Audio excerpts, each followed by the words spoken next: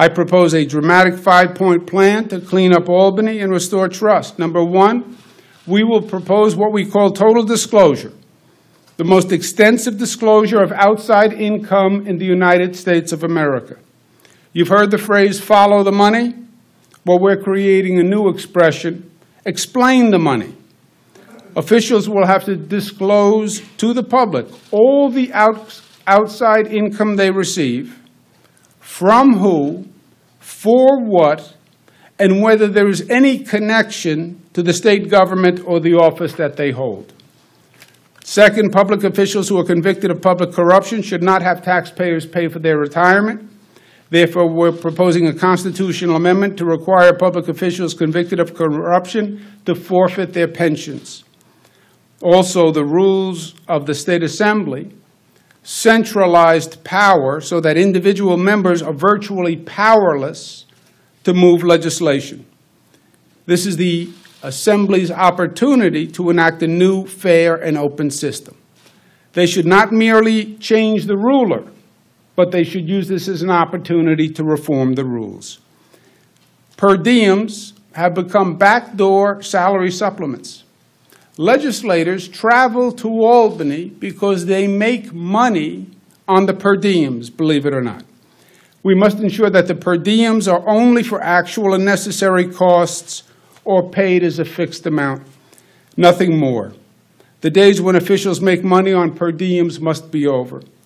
Fourth, campaign funds are called campaign funds because they're supposed to be spent on campaigns, hence campaign funds. However, personal use of campaign funds has become another way to supplement income. This is wrong, and it must stop this session. Number five, our campaign finance laws are outdated and porous. Housekeeping accounts and LLC loopholes are glaring. Public finance is the only option to ensure democratic access to the system. After the federal Supreme Court case Citizens United, a state cannot stop money from coming into the electoral system.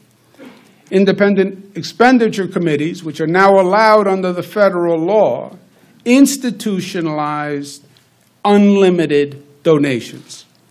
Fortunately, the one thing a state can do is require disclosure. It must be a transparent donation system.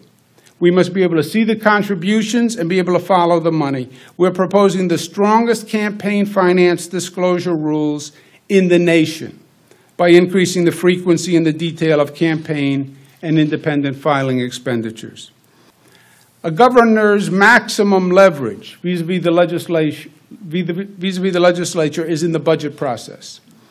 In that exchange, the governor can effectively say to the legislature, either pass my budget or shut down the government.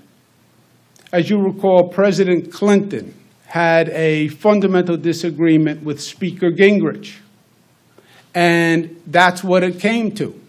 Either pass the budget or shut down the government, and they shut down the government. I was there. It was ugly.